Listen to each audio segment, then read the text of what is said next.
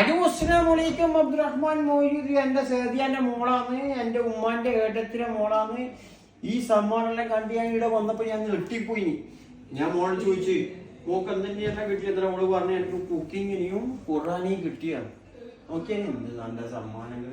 നാട്ടിലാണെങ്കിൽ മോള് ആരായിട്ടുണ്ടാവും. മോക്കിപ്പോ എത്ര വയസ്സായി? 11ാമത്തെ വയസ്സിലാണ് എന്റെ മോള് ഇതെല്ലാം ഖുറാനും കുക്കിങ്ങിലായിട്ട് സംഭവങ്ങൾ നേടിയത്. മാഷാ അല്ലാഹ്.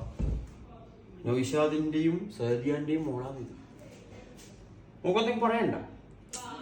എന്തെങ്കിലും ഒരു 2 വാക്യം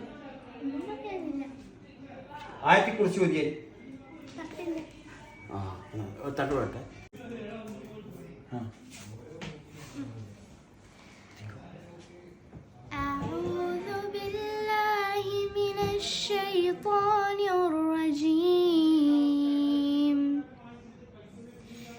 بسم الله الرحمن الرحيم.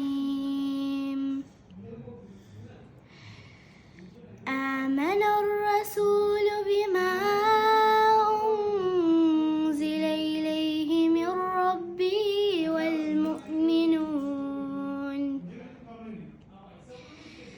كل آمن بالله وملائكته وكتبه ورسله لا نفرق بين أحد من رسله وقالوا سمعنا وأطعنا غفرانك ربنا وإليك المصير. لا يكلف الله نفسا إلا وسعها لها ما كسبت وعليها ما اكتسبت ربنا لا تؤاخذنا إن نسينا أو أخطأنا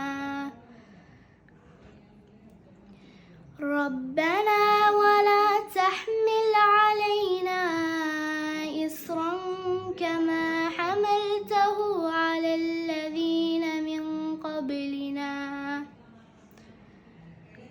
ربنا ولا تحملنا ما لا طاقة لنا به واعف عنا واغفر لنا وارحمنا أنت مولانا فانصرنا على القوم الكافرين. صدق الله العظيم. ഇതാണ് എന്റെ സേദിയാന്റെ മോള്. മോള് ബീഫൊന്നുമില്ല. പൊന്നു മൂക്കലുണ്ട്.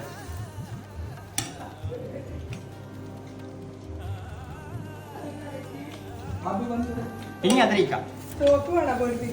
എന്റെ പൊന്നു, ഇതാ എന്റെ നൗഷാദ് ഉണ്ടാക്കിയെന്ന് അറിയില്ല, സേദി ഉണ്ടാക്കിയെന്ന് അറിയില്ല. പക്ഷെ ബീഫ് കറി പള്ളിക്കാരെ കറി ഉണ്ടാക്കി. എനക്ക് വന്ന് സേദി പറഞ്ഞ നൗഷാദിനോട് പള്ളിക്കറി അല്ലേ? എന്നോട് സേദി നേരത്തെ പറഞ്ഞു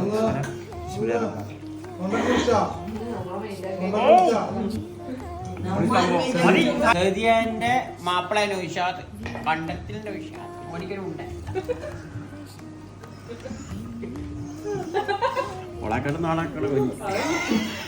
ഇങ്ങനെ നമ്മളെ സേദി ഉണ്ടാക്കിയ പുഡിങ്ങാന്ന്. ഇതാരെടുത്ത് കൊണ്ടുപോയി കുറച്ച് കട്ട് ചെയ്യോ? എടാ എന്റെ പൊന്നമോക്ക്